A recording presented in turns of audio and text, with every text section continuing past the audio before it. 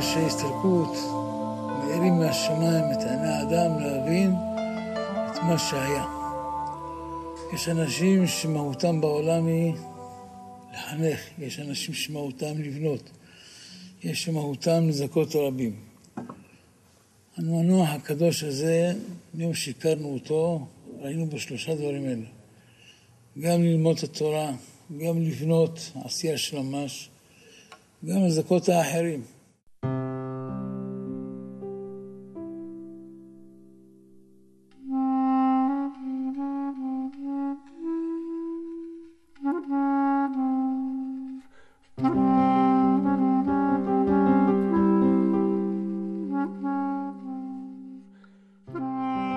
בשעה זאת 6:45 בבוקר, התקשר לחבר מהיישוב, הוא שמע שהיה פיגוע ירי בצומת הכבשים. בהתחלה אתה לא רוצה להאמין.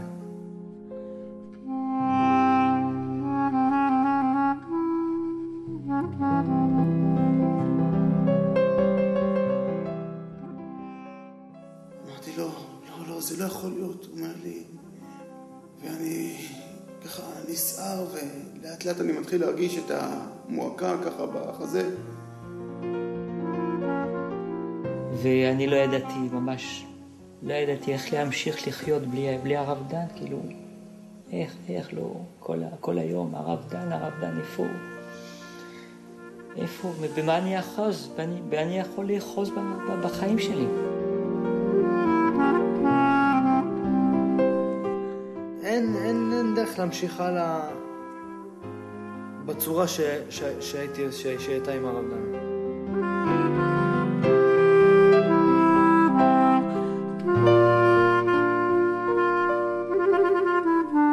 אמר לי, שמעת מה קרה? אמרתי לו, לא.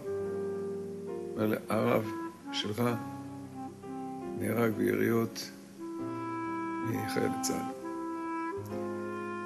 ופה אני סיימתי את היום שלי. ובכיתי כמו תינוק.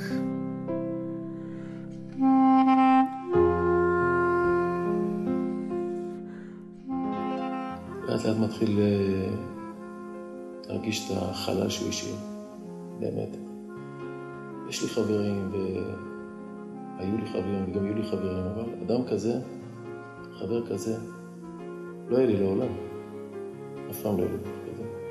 כל כך קרוב, כל כך אמיתי, כל כך טהור.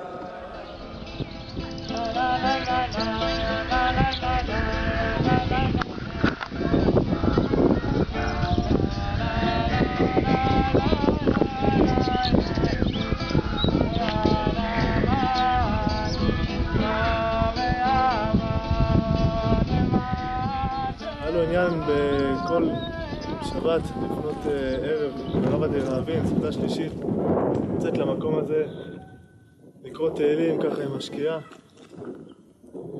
וכשהייתי קטן עוד הייתי מתלווה אליו. ואבא כמו שדיבור לא היה מטלטל, אז הוא היה מחביא את הספר תהילים פה.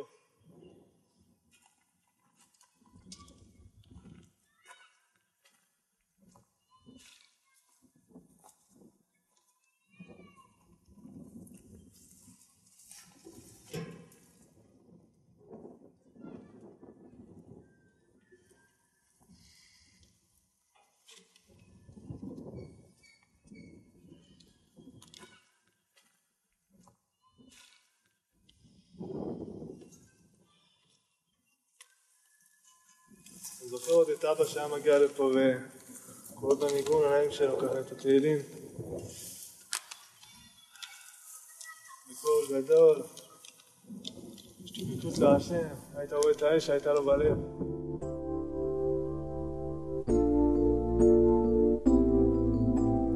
כל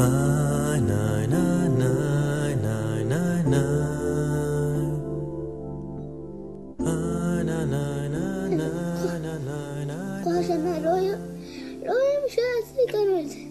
אני אמרתי להורים שלי, אפילו בן אדם אחד שנפטר, 30 בן אדם לא יכולים לעשות את מה שהוא עשה. 30 בן אדם אחד. כל הזמן היה הולך לכל מיני מקומות, רק כדי להעביר שיעורי תורה. הוא היה ללכת לבקר את הנכדים שלו, או לכל מיני. הוא היה מנצל כל רגע קטן שלו ללמוד תורה. אף פעם הוא לא היה מתייאש.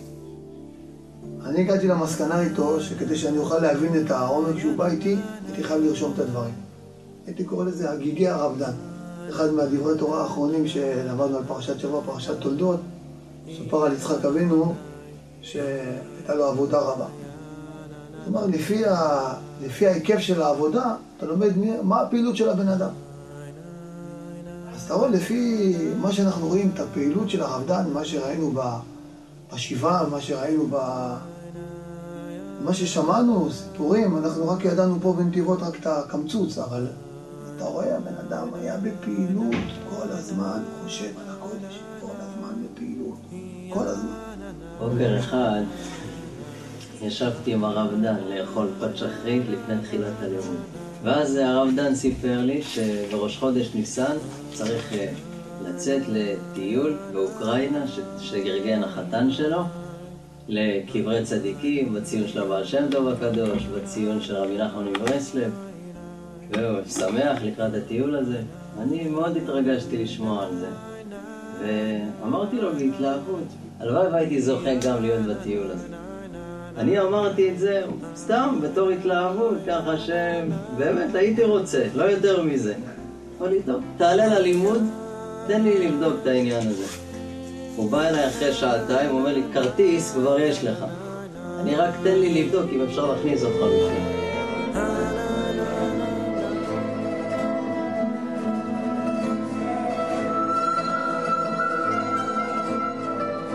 חוזר אליי אחרי עוד יומיים, שזה בעצם יומיים לפני הטיול. הוא מחזיר לי תשובה סופית, יש מקום, יש כרטיס, רק תארגן את התיק, מה שצריך, אתה איתנו בטיסה הזאת. אחרי כל זה אני עוד מתקשר אליו יום לפני, הרב דן, איך אני אגיע לשדה תעופה? הוא אומר, אל תדאג, אני בא לנתיבות, אני אוסף אותך מהבית, רק תהיה מאורגן, שעה שאני אגיד לך, אני לוקח אותך לשדה תעופה. ואז באמת טסנו לטיול הזה, הייתה שמחה גדולה, ריקודים, שירה, תפילות.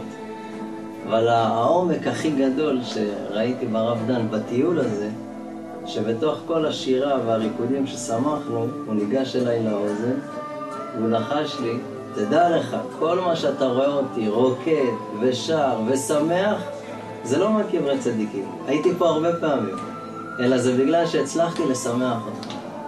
כשאני רואה אותך שמח, אז גם אני עכשיו יכול לרקוד ולשמוח.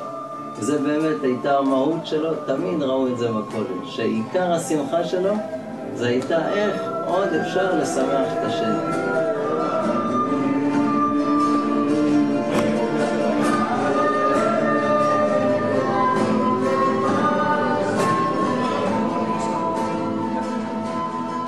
כל מי שהיה צריך משהו, או זה היה עוזר לו. אנשים שהיה להם זה חובות, היה עוזר. הזכיר לנו רב לחודש, בשביל שיהיה לנו פה מניין. אתה מבין, שיהיה להם 10,000 שקל פה, של 4 חודש, רק בשבתות הרב היה מגיע, לשומריה. בשביל שיהיה לנו פה מניין ויקרא בתורה. אז אנחנו אומרים, מי יעשה דבר כזה? לא כל אחד יכול לעשות דבר כזה. לסיים פה, לבאר שבע לעשות שיעור, משם לעבור לנתיבות, בנתיבות. יום בשימה, יום פה, יום בלבנה. אין עוצמות כאלה. אתה מבין? ופה לא קיבלו את זה שזה קרה. לא קיבלו. אני אגיד לך את האמת, אנחנו עד עכשיו יש לנו פה, אנחנו רגילים, הרב דן מגיע, הכל מוכן, יושבים, כולם ביחד, ושומעים אותו. אתה מבין? הוא היה זורם. אתה מבין? אין אצלו זה. כולם ככה. יבוא בן אדם הכי קשה, הוא יישב, הוא יזרום איתו. אתה מבין? הוא היה אוהב לחבק את הבן אדם. תפוס אותו, היה לו משהו מיוחד. אתה מבין? הוא לא רק כלום, הוא לא רק כסף, הוא לא רק הדברים האלה, לא עניין אותו שום דבר. איננו תורת מצוות. בגלל זה הייתי קורא לו איש המצוות.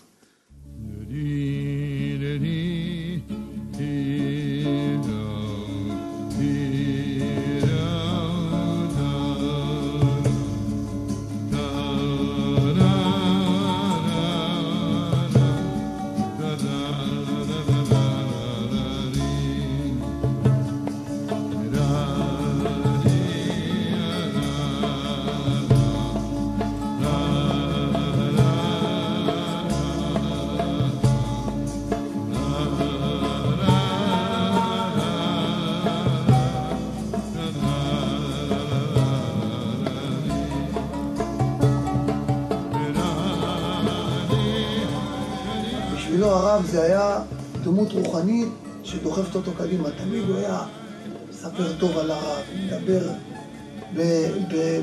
בכל כך בשמחה, בכזאת אצילות היה מדבר על הרב, על המפעלים של הרב, על הדברים שהרב היה עושה. וכל ההתלבטויות הרוחניות שלו, היה תמיד ניגש לרב והיה מקבל הכל באהבה.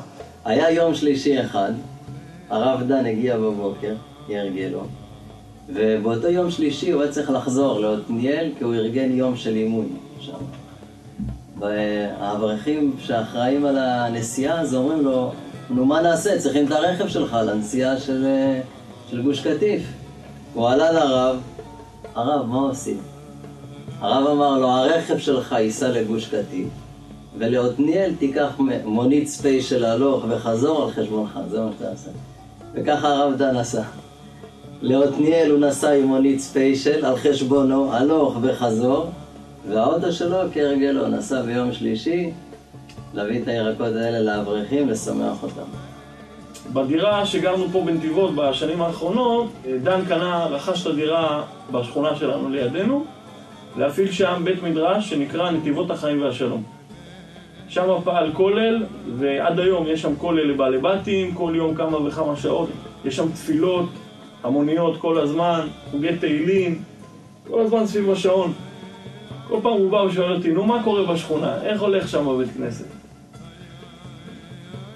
איזה אושר, אני אומר לו, תשמע, ערב שבת, כמה אנשים התפללו, היה מקום, הכל היה מלא, שורות של אנשים, איזה תפילה, איזה אהבה, איזה דיבוק חברים יש שם בבית כנסת הזה. ככה שבת שלום, עם חיבוק, עם נשיקה, הוא היה שומע את זה ומחבק אותי, אומר, איך שימחת אותי. אמרתי לו, דן, יש לך הרבה זכויות בשמיים, הרבה זכויות מהמקום הזה. יש לנו היום בהר חברון למעלה מ-20 מקוואות, מקוואות גם לנשים וגם לגברים. אפשר לומר שכמעט ואין מקווה אחד בהר חברון שאין לו את החותמת של דן, זיכרונו לברכה. היה שותף לתכנון והאדריכלות של בתי כנסת. והדברים האלה גם כן יאמר לזכותו שהוא ראה את הדברים בגדול. דן ואני היינו יושבים, דן היה מביא רעיון, בוא נבנה, בוא נעשה, בוא נתקדם, וביחד בעצם מגייסים גם את התקציב, מגייסים את השותפים, מגייסים את המועצה. החן המיוחד של דן היה שגם כשזה נשמע בלתי אפשרי, גם כשזה נשמע מטורף לחלוטין, גם כשזה נשמע לא סביר, הוא האמין בזה, שם את הדגל וכולם ישרו קו. כשפתחתי את התוכניות, נהיה לי פלאש בעיניים. 350 מטר ל4 מתפללים. הוא אמר, אני מתכנן את האדריכלות ללא תשלום, אני לא רוצה שום דבר מכם, רק בואו נבנה בית מקדש מעט פה בשימה. וחלק מהציבור של השיעור אמר, תשמע הרב, זה מבנה גדול, זה אולי לא מתאים ליישוב פה. אמרתי לו שאני לא מאמין בנושא של בית הכנסת, כי זה גדול עלינו, לא נוכל להביא כספים לזה, ואולי גם לא נוכל למלות את הבית הכנסת. אבל הרב דן בא, שם שלט, הביא את הרב יורם, קבע, פה יהיה בית הכנסת. הוא רץ. באמת, אחרי מספר חודשים, הוא בא ופתח את התוכניות. הנה בית הכנסת. הוא תכנן בית הכנסת לתפארת, באמת, אין עוררין על כך. מכל מי שראה את זה, התפעלה באמת בפאר ביצירה הזאת. והוא מתעקש איתנו, זה בית כנסת שצריך להיבנות פה בטנא. אנחנו כמובן אנשים יחסית קטנים ולא מבינים את רוח הקודש ששורה על הרב. כשאני אמרתי לו בית הכנסת קטן, וזה היה בכעס אפילו שאני אמרתי את זה, הוא צחק, תמיד הוא צוחק. הוא אמר לי, אתה עוד אמר לי, אתה תבוא תגיד לי בית הכנסת קטן. זה השטח למעשה שהרב דן כל כך חלם, שאנחנו נבנה בו את בית הכנסת. באמת זה היה חלום שלו. עשינו בו הנחת אבן פינה, כי זה היה ממש על קצה השלג. אנשים קפוא מקור, והרב דן ממש עמד במדרגה הזאת, ונתנו לאנשים להניח פה קצת מלט בתוך הבור, וכולם היו עטופים עם כובעים וכפפות ומעילים, אבל לא עמד, ניצב בצורה סקופה, עם החליפה הרגילה שלו, בלי מעיל או משהו כזה, ועמד ומחא כפיים ושרשירים. לפני 6 שנים, ראש השנה, ערב ראש השנה, בית הכנסת הזה היה מלא. זה היום עשה השם נגילה ושמחה לו. אנחנו יושבים פה, פשוט, עוד בית הכנסת. אם היינו יודעים, כמו שיוחנן אמר, כמו שנאמרו פה הבנים, איזה דבר עצום זה לשבת בבית הכנסת בארץ ישראל. בית הכנסת חדש בארץ ישראל. איך אבותינו במשך אלפי שנים חלמו על זה, זה היה הדבר הגדול ביותר שיכול להיות, זה להיות פה בארץ ישראל, לבנות בית הכנסת בארץ ישראל, ברוב והדר, בשמחה, באהבה, זה דבר עצום. כשאנחנו התרגלנו, יש בית הכנסת, יש עוד אחד, אנחנו כבר לא מתרגשים, אבל באמת היינו צריכים לרקוד כל הלילה. יום אחד הוא מגיע אליי ואומר לי, יוחאי תשמע, בריכת שחייה. אמרתי לו, דן, מה בריכת שחייה? איך בריכת שחייה? אומר לי, כן, יש לי כסף, אני מוכן לשים, וישדרג את היישוב. אני מתקשר לרב דן, אני אומר לו, הוא בית הכנסת מלא, אני מבקש ממך מחילה. אני אומר עוד פעם, מבקש מחילה. דן בעצם רותם את העגלה לפני כל הסוסים ואומר, כאן אנחנו בעצם רוצים לעשות, יש אין סוף. לפני 3 שבועות, רב דן היה פה. שאלתי אותו איך אני מגדיל את בית הכנסת. זה אחד הסיפורים שאני יכול להגיד, אמונה של בן אדם. היום הבית הכנסת קטן עלינו, קטן. לפני החגים, אחרי החגים, בשבתות כבר הוא קטן.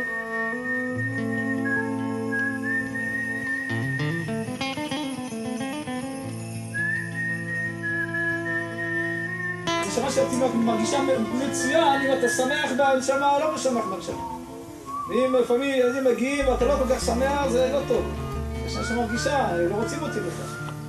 ולכן צריכים תמיד לתת הרגשה לכל תינוק, לעשות מסיבה, להודות, לעשות ברית מילה, עושים ברית מילה, עושים כמו שצריך, לכבד את המצווה. אם זה זבת הבת, לעשות זבת הבת, בטח. להודות לקדוש ברוך הוא על מי שבא.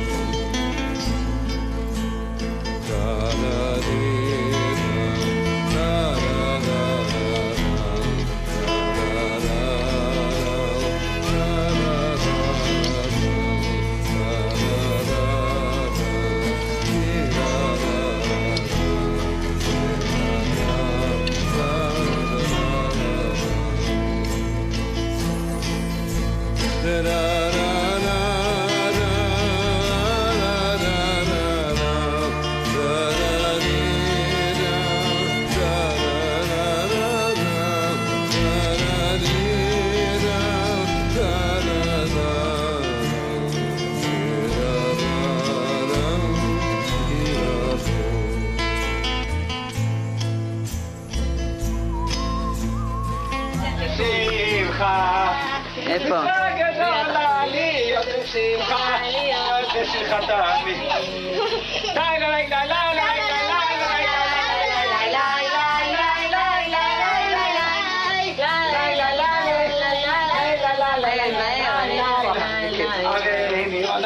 אנחנו עומדים לעשות מצוות ומות תני את זה ליעל. שלום בוא! לעני, לכהני ולעני. הוא היה בתור איש משפחה מאוד מאוד מאוד חם, מאוד משמעותי. לכל המשפחה, בכל המעגלים, בכל הרבדים שלהם.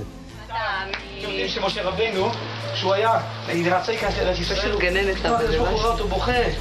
למה אתה בוכה? הוא אומר, אני רוצה להיכנס לארץ ישראל, אני רוצה לקיים מצוות של תרומות מעשרות, לתת לכהנים, לתת ללוויים מהפירות שאני אקבל. אז תן לי להיכנס לארץ ישראל. לא תיכנס לארץ ישראל. אני רוצה לתת מצוות, לתת תרומות ומעשרות. אבל אני מבטיח לך, הילדים שלך ייכנסו לארץ ישראל, יבואו לו קניאל, ויפרישו תרומות ומעשרות ותשחק דם. יאללה, אפשר לצאת. בסדר? קודם כל אנחנו עושים לו ראשון. ואז היינו לוקחים את זה, לוקחים גיגית, הופכים אליה את כל הדברים, ואם היינו כותבים בכל מיני צבעים, היינו שמים בשאלה אחת היינו ממיינים. ברוך אתה אדוני אלוהינו מלך העולם איפה תואר? בישיה? ששנו במצוותיו וציוונו להפריש תרומות ומעשרות. שבועיים לפני שהוא נהרג הוא אמר לתואר שהוא יביא לבת שלנו שהוא יביא לסוכריה על מקל. אז הם ירדו למכולת והמכולת הייתה סגורה. אז הוא חזר והוא לא רצה לאכזב אותה. אז הוא לקח טופי שהיה לו ברכב, חיבר לו שיפוד, וזה היה סוכריה על מקל. נתן והיא הייתה בעננים, הייתה שמחה. הגעתי פעם ליום לימוד, וכשהוא ראה אותי אז הוא גם שמח, עצר את השיעור, חיבק אותי, הוא הושיב אותי לידו, ואפילו אם היה איזה רב שבדיוק העביר שיעור אז הוא עצר והגיש לי עוגה עם... ממש, היה כיף. בטיולים משפחתיים, באיזשהו שלב, אחרי שארוחת ערב, שזה פחות עניין אותו בדרך כלל, תמיד הוא היה עסוק מה עם השיעור אורח החיים, והוותיקים למחרת. אחרי שהיו מדברים, עושים איזו פעילות, תמיד דן היה מוציא את הגיטרה האהובה שלו, מתחיל שירים, שירי קרליבך, שירי נשמה, ושר מתוך דבקות. והאחים שלו והדודים כבר הולכים לישון, אבל דן והחבר'ה, דן והנוער, יושבים ומנגנים ושרים, ועוד כמה סיפורים בדרך כלל היו נכנסים תוך כדי, עד ממש השעות הקטנות.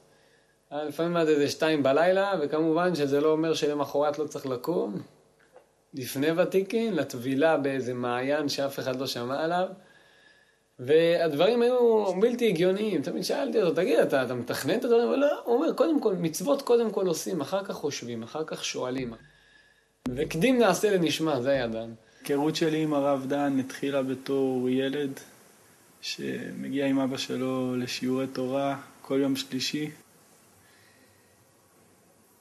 ובתור ילדים, אחרי זה נערים, לא דתיים, לא חילונים, אנחנו שוב חילונים, להיות בשיעור דת. אבל כל פעם שהרב דן היה מגיע בימי רביעי, אז זה 50, היינו מתאספים, היינו היה גד, וככה היינו מגיעים לשיעורים ולתפילה. רב, לדתיים וחילונים, שגם חילוני יכול לבוא ולקבל עצה מבן אדם כזה. היה מעין מורה, והקשר שלי לדת תמיד הוכוון על ידיו. כל שאלה שהייתה לי, כל תהייה, ישר התקשרתי אל הרב דן והתייעצתי איתו. פעם חזק אותי כאילו אני איזה בן אדם גדול. הוא היה הופך מבן אדם קטן, הוא היה עושה אותו כזה גדול. פשוט כתבתי רימונים, ופתאום מוצא רכב, ויוצא דן, אומר, מה דוקטור שרקי במרפאה? אמרתי, כן. הנחת תפילין, אני אומר, תפילין, לא יודעת איך לברוח, אמרתי, תפילין במרפאה, אמרתי, עכשיו נלך ששאל דוקטור שרקי, איזה תפילין. הוא אמר, לא, יש לי ברכב, יש לי פה ברכב על ידי, יש לי תפילין. אמרתי, כן, אבל אני צריך, הוא אמר, עזוב את דוקטור שרקי, הוא תשב במרפאה, אל תדאג, יש לי תפילין. אז אני גם לא ידעתי איך להניח, דרך אגב, לצורך העניין, אז הוא עזר לי, כאילו הכל זה היה ברכב, אז הוא עזר לי להניח את התפילין. ומאז איזשהו עוד חודש-חודשיים, מתי אני אקנה תפילין? מתי אני אקנה תפילין? ודוקטור שרקי, ביחד עם דוקטור שרקי, מתי אני אקנה תפילין? ואני כל פעם ברחתי כמובן, ובסוף אמרתי, טוב, כמה זה עולה? אז אמרו לי, 2,000 שקל. אני שמעתי 2,000 שקל, 2 קופסאות, קופסה 1,000 שקל וקופסה 2,000 שקל. אני אקנה דבר כזה ב2,000 שקל. אז דן אמר לי, תשמע, אלכס, אתה לא תצטער, תקנה את התפילין. ובאיזשהו שלב פשוט קניתי תפילין. היה חורף קשה, גשם ערפל. התקשר אליי אמר ניסים, אני עוד מעט יוצא מעתניאל לאשכולות. אמרתי לו, הרב דן, אני דואג לך, תשמע, לא רואים כלום, ערפל. אני בקושי עליתי מבאר שבע ליישוב. יש ערפל, גשם חזק, כל הכביש רטוב במים. אמרתי לו, הרב דן, אני אבוא לבית עד שעה, כאילו אתה היית פה. אבל העיקר שתהיה בבית. כי דאגתי לו, אתה מבין, חורף, גשם. איך הוא יבוא? אמרתי בראש שלי, איך הוא יבוא? גם אשתי אומרת לי, עכשיו אנחנו מדברים בינינו, איך הוא יבוא? אמרתי לה, מרים, זה גשם חזק, תראי, לא רואים כלום, ערפל, איך הוא יראה? אומר, אני בא. וכל שבוע, אני מתקשר אליי ביום רביעי בערב, מירון, אני בדרך, איפה אתם? מתי לבוא? הודעת לאנשים? אולי נעשה את זה באיזה בית? אולי נזכה עוד משפחה?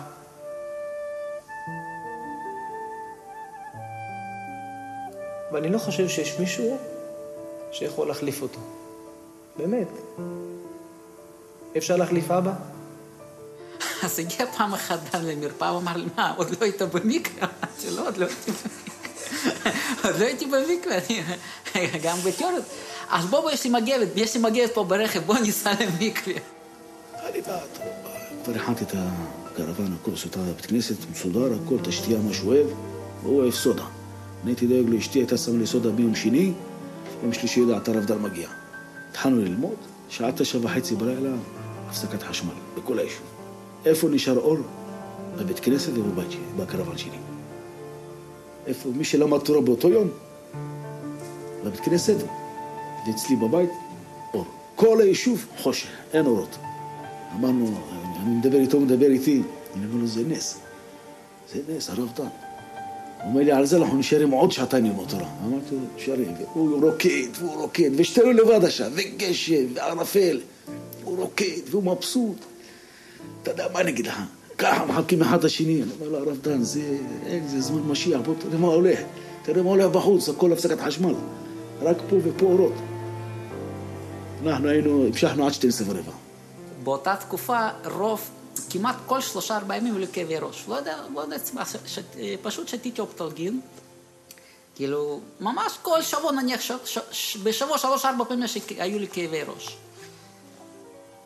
כשנכנסתי למקווה, כאילו נניח, זה יום חמישי למעשה, זה יום חמישי, כי אז הייתה רק פעם בשבוע, זה יום חמישי, נכנסתי למקווה, ואני שם לב ששישי, שבת, ראשון, שני, אין לי כאבי ראש. זאת אומרת, שבוע עבר, אין לי כאבי ראש. אני לא יודע איזה מין תרופה זאת הייתה, כן, אבל אין לי כאבי ראש. ואז כבר התחלתי ללכת לבד למקווה. אני נסעתי לתקופה של בערך שנה, לעבוד בקהילה היהודית בווינה כמאבטח. ככה התנתקתי באמת מכולם, שכנים, חברים, לטובת העבודה הזאת. והרב דן ככה פגש את אבא שלי, ואמר לו, חכה רגע, ניגש לאוטו, הוציא מתנה קטנה וצנועה, ורשם הקדשה, ושלח את זה עם אבא שלי. אמרתי לו, הרב דן, אז פה תישן אצלי. הוא אומר לי, לא, אני נוסע לכיוון נתיבות, אני כבר באוטו יעשה איזה תיקון. אמרתי לו, רבי חשב, בשעות היה פה, בסדר, באתי שם בבוקר, תקום תיסע, נכין כוס קפה, מה שצריך. ותיסע, הוא התעקש לנסוע. הוא מסתבר שהוא נוסע לנתיבות, והוא יושב באוטו שלו, קורא כל היום, קורא. אולי מנמנים כמה זמן, והוא מתעורר. לשחרית היה הולך עם הרב יורם, מתפלל אצלו שחרית. אתה מבין, זאת אומרת, הוא לא היה עוצר, אין אצלו לעצור. אני לא הייתי רואה, באמת, אני לא רואה שהוא יהודי אחר, שהיה מתמיד, במשך קרוב ל-20 שנה, לבוא פעם בשבוע, זה לא פעם בחודש, זה לא כל רבעון, זה לא פעם בשנה, זה כל שבוע. יום קבוע לבוא ולהעביר שיעור. וגם בידיעה שיכול להיות שהוא 10 אנשים, יכול להיות שהוא 20 אנשים, יכול להיות גם שיהיה בן אדם אחד. הוא יבוא. ולפעמים גם הייתה לו ידיעה שיכול להיות שהוא יהיה לבד, עד עכשיו אני מניח תפילין. ולבסוף אני רק רוצה להוסיף, אני לא יודע אם הוא שומע אותי או לא. אתם אומרים שכן, המודעים הבאים שלו. מה לחשב לנכון אני לא יודע. אבל אני לא מצטער שקניתי תפילין. הוא אמר שאתה לא תצטער, אז אני לא מצטער שקניתי תפילין. הקדוש ברוך הוא נתן לנו מתנה עצומה, 18 שנה, להיות על יד כזה בן אדם שחי בשליחות, שליח השם אמיתי, עובד השם אמיתי, הקרין אור עצום של אהבה. היו ידיים כאלו שאם היה יכול, היה מחבק את כל העולם כולו, כל האחים שלו, והיה יורד לכל אחד ואחד, והיה אכפת לו ודואג ונותן, והוא היה כל כולו בשביל כל הסובבים אותו וכל האנשים, וממש זה לא סתם שהיה לו כזה אור בפנים, אור של שכינה. הקדוש ברוך הוא היה איתו. היה לו אומץ. הוא היה גם צנוע, אדם מאוד מאוד צנוע. אני זוכר כשעשינו את היום הולדת, אז הוא בא, הוא ירד מהאוטו, ואמר לי, שמוליק, מה קורה פה? אמרתי לו, לא, מה? כולם חיכו לו בבית הכנסת, עשינו איזה הפתעה. אמר לי, מה אין פה? תראה, גם חולת פה, מה זה? אמרתי לו, לא, הכנו איזה משהו קטן, לא יכול להיכנס לשם. הוא לא רצה להיכנס. אמרתי לו, מה? אנשים שאוהבים אותך, שמה כולם אנשים שאוהבים אותך. הוא אומר לי, מה, תראה, מה, בשבילי כוס, בשבילי? אמרתי לו, משהו, בוא תראה, וזה. היה לו קשה מאוד. וגם תראו, בצילום שעשינו, הוא ישב עם הראש למה עיניים למטה, לא הרים את העיניים מלמעלה, כי דיברו בשבחו. היה שם הרב יורם אברג'ל, שדיבר בשבחו. תראה, הוא יושב עם העיניים למטה, ולא מרים את הראש, ולא מרים את העיניים. מהצניעות של האדם הזה.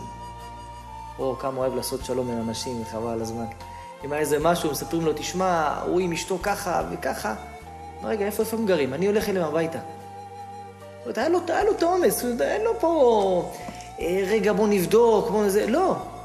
הוא היה קם, הוא אומר, רגע, איפה הם גרים? איפה יש בעיה? כמו שהם מרים טלפונים לאנשים, בוא לשיעור, הוא כבר יודע בידיעה, בליבו, שיכול להיות שהבן אדם יגיד, מה, אני לא אבוא, אבל הוא יתקשר אליו. בהתייש. יש אנשים ש17 שנה, מתקשר להם כל יום רביעי, וכמה שנים אמרו לה, אני לא יכול לבוא, ובלי תייש, הוא מתקשר אליו. נו, אולי הפעם תבוא. הדבקות הזאת, באמת, אומרים שאין ייאוש, באמת, אין ייאוש, הוא לא מתייאש. אני זוכר, הוא בא ואמר לי, בצורה הכי פשוטה, הוא אמר לי, יתומים ואלמנות זה הבנים של הקדוש ברוך הוא. אין מצווה יותר גדולה מלשמח אותם. ראית כמה את המשפחות האלה דווקא בעתניאל, איך הוא הרגיש קרוב, ממש קרוב ללב שלהם. כל משפחה כזאת שלא עלינו קרא להם את האסון, הילדים שלהם היו כמו הבנים שלו. אני זוכר כשאחד מהבנים התחתן, אני זוכר שהוא שמח, כאילו דובר בבן שלו. היה לו שמחה עצומה, אני זוכר את זה ממש, שהוא התרגש מזה, הוא שמח, רקד, הוא דיבר על זה, כאילו הוא מחתן בן. יש הרבה מצוות, דן עשה הרבה מצוות, כולם מכירים את המצוות, כולם יודעים במי מדובר. אבל לקחת את המשפחות האלה וממש להכניס אותם ללב שלו, והוא לא חסך בכלום והתייחס אליהם ממש כמו הבנים שלו, הרבה פעמים גם אחרי שנה, שנתיים, 3, 10, זה קצת יורד ממך המתח הזה. אני 10 שנים במשפחה, אין. אותם אלמנות, אותם משפחות, הן היו קשורות ללב שלו בלב הנפש. הוא לא ויתר עליהם עד היום האחרון. אבא שלי נהג בפיגוע שהייתי בכיתה א', ולאחר כמה חודשים הרב דן החליט לבוא אלינו הביתה וללמד אותי ואת אחיותיי, ללמד אותנו משנה ברורה. כל בוקר ב7:15 הוא היה מגיע, חיוך מדהים, לא משנה מה קורה, לא משנה מה. לא פגשתי אדם כזה כאילו שהשקיע בנו במקומות הכי אמיתיים. הרב דן הכניס בנו, הכניס בכולם את השמחה הזאת שיש אפשרות להיות שמח באמת. בלימוד היה תמיד ציורים, היה את הרב דן הארכיטקט, אבל פתאום זה ארכיטקט לילדים וארכיטקט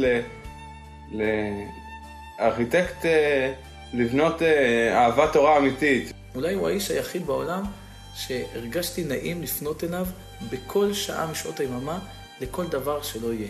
פעם היה לנו סיפור במשפחה, איזשהו דילמה, משבר קטן שהתעורר ביום שישי בבוקר, באזור 10-11 בבוקר, והיינו חייבים עצה טובה ופתרון. צלצלתי אליו ואמרתי לו, דן, מה אתה מציע? אמר לי, מה פירוש מה אני מציע? להתייעץ ברב יורם. אמרתי לו, תראה מה השעה, 10 בבוקר, איך אפשר? איך אני אגיע עכשיו לרב יורם? אמר לי, מה הבעיה? אני אסע עכשיו, אני בא, אני לוקח אותך. היינו גרים בן גאות, נפגשנו, דן עזב הכל, יום שישי, 10 בבוקר, נסענו לנתיבות לרב יורם, וגם הרב יורם לא מקבל בשעה כזאת. דן הפך את העולם כדי להגיע לרב יורם. למה? כי היה לי בעיה. היה לי קושי, היה לי איזה צורך. הגענו לרב יורם וחזרנו הביתה. הגענו הביתה, חזרנו באזור 1-2 לפני שבת, בצהריים, אבל כזה היה דודן. עשרות אברכים היו לובים פה כספים, מגמח רציני שהוא הקים פה. אין אברך פה שהוא לא הציל אותו. עשרות, מאות. היה לו עניין לא להשיב פני יהודי ריקה. כל מי שהיה פונה אליו והיה נותן לו מענה במידת היכולת. הוא לקח סכום כסף מאוד גדול מהכסף הפרטי שלו והקדיש אותו לצורך הלוואות לאברכים בפריסה של חודשים לפי היכולת של האברך, בלי גבול, סכומים מאוד גדולים. חתנים וקלות, תמיד היה מוציא צ'קים, רושם, סכומים, חתן וקלה בשבילו, להקים משפחה, רושם צ'ק בלי, לא הלוואה, מתנה. אף פעם הוא לא לחץ על האברך, תחזיר. מעולם הוא לא לחץ. הכל היה בסתר, כמה שהוא יכול להצניע את זה, היה מצניע את זה. כשהיו פעמים שהוא ראה שהאברך לא יכול להחזיר את זה, בשלב הזה הוא אומר לו, קח, זה שלך, זהו, אל תחזיר את זה יותר. תהפוך את זה מחוב, זה מתנה גמורה, קח את זה בשמחה.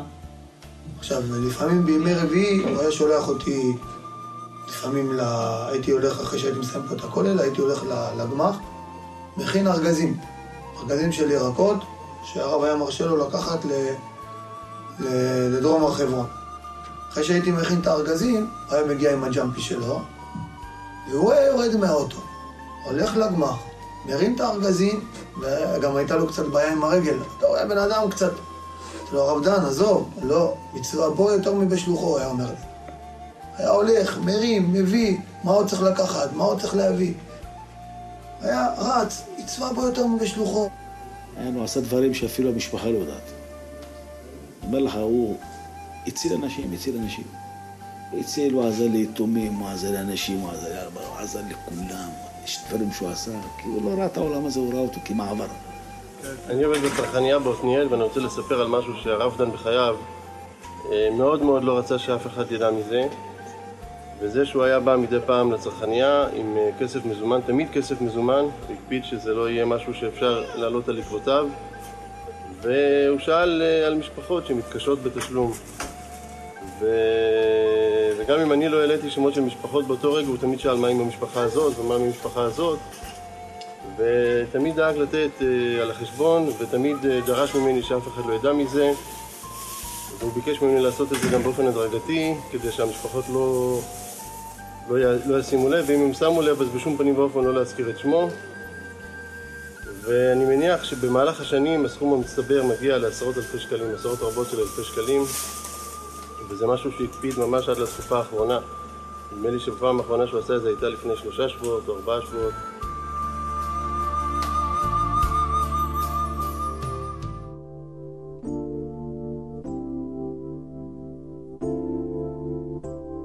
שאלמלא הרב היה נהג, כל מי שהיה ברכב לא נשאר בחיים. הרכב התחיל לעבור מצד אחד של הכביש, נתקע בגדר בטיחות, עבר לצד שני של הכביש, כי הרב דן כבר לא נהג ברכב, הרי שהוא נפצע אנושות כבר מהמטח הראשון. הרכב נעמד בצד הדרך, ומקדימה היה עשן נורא עולה מהאזור של המנוע, וצריך לכבות את המנוע, אחרת יקרה אסון. הרב שמע כנראה את הצרחות כבר בשארית כוחותיו, בשארית דם חייו, הוא כבר היה מוטה הצידה על צד ימין על הכיסא של ידו. הוא נשען ככה על המרפק, ובכוחות חייו האחרונים לאט לאט הושיט את יד שמאל לכיוון המפתחות של הרכב וחיבה את הדומם את המנוע, וכך תם כוחו, הוא נפל ומסר את נשמתו לברוך. ברגע האחרון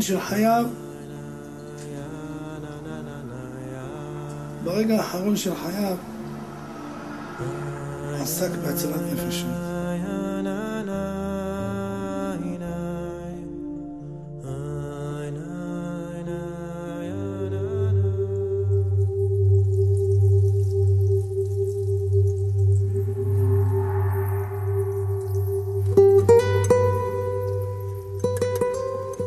זה היה החטא של אבא.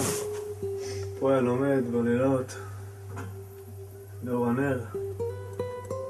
היה לומד זוהר, כל פעם שהייתי נכנס לחדר הייתי רואה את סוגיות הזוהר, הוא הכניס אותו פנימה.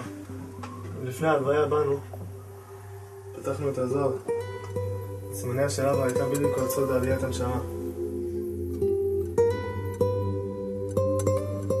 לפי שכאשר יגיע זמנו של אדם ללכת ולצאת מזה העולם, אינו יוצא עד שזה מלאך המוות מפשיט לו לבוש הגוף הזה, וכאשר תתלבש הנשמה בלבוש ההוא של העולם ההוא, הרבה תענוגים והרבה תשוקה יש לה שם. בדרך כלל עדיין הייתי פוגש במקווה בבוקר. שם ראיתי אותו פעם האחרונה. והוא היה מכונס. הוא ישב על הספסל בחוץ. הוא היה עם בגדים. ישב על הספסל בחוץ. עם איזשהו רגל, שם רגל על הרגל השנייה. והוא היה שקוע באיזושהי מחשבה. ואף פעם לא ראיתי עידן בתנוחה הזאת, או עידן תמיד פעיל, נמרץ, רץ, מרץ בך. בתספורת האחרונה משום מה כאילו שכחתי מהקטע הזה שהוא רוצה שאני אסתפר מהר, והערכתי מאוד בתספורת, הוצאתי אותו כמו שצריך. הוא אומר לי, תגיד לי, מה קרה פעם אתה יושב עליי הרבה זמן? דרך כלל אתה עושה לי זריז. אז לא, תשמע הרב דן, אני מוציא אותך כמו חתן. וזהו, זה היה המילים, מוציא אותו כמו חתן. באמת הוא יצא ככה ליומיים אחרי, כמו חתן. הוא היה אצלי בבית וראה איזה ספר ישן שקניתי בחנות לספרים ישנים, שהיה שם מכתבים מהבעל שם טוב לתלמידים. הוא דפדף בספר, הוא אמר לי, אוי, אני יכול להשאיל את הספר? אמרתי לו, בשמחה. הוא לקח את הספר והוא מתקשר אליי, כולו נרגש, הוא אומר לי, תקשיב, משהו מדהים, יש שם מכתב, צוואה של הבעל שם טוב. כשהגעתי לפה אחרי כמה זמן ראיתי שהוא צילם את זה, ושם את זה בחדר לימוד שלו, הוא שם את זה במשרד שלו, הוא שם את זה בבית המדרש שלו, הוא פרסם את זה ככה שאנשים יסתכלו, ושם הבעל שם טוב מצווה לתלמידיו כמה דברים לפני מותו.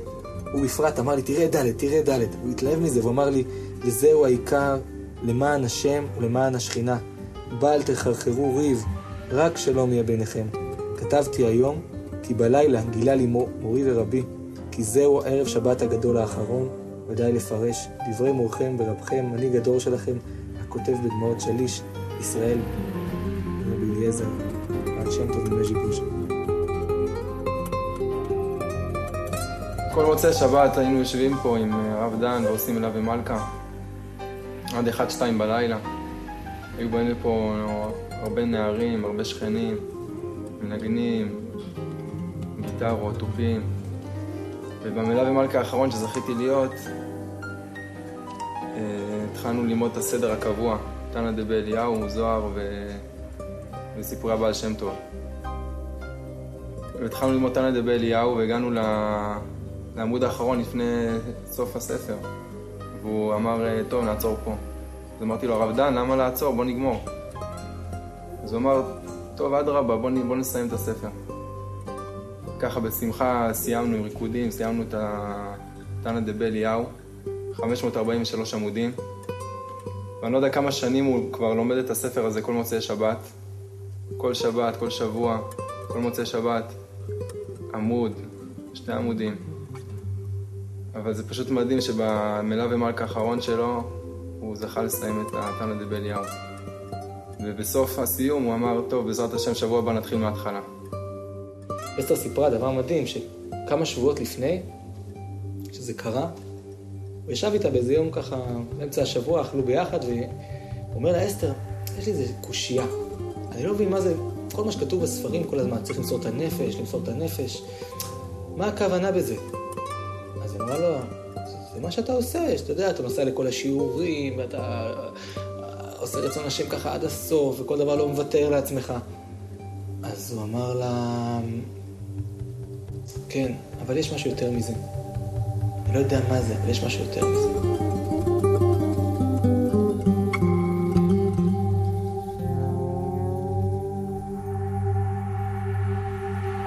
לא חס לא על זמנו, לא על ממונו, לא על שום דבר הקשור בו.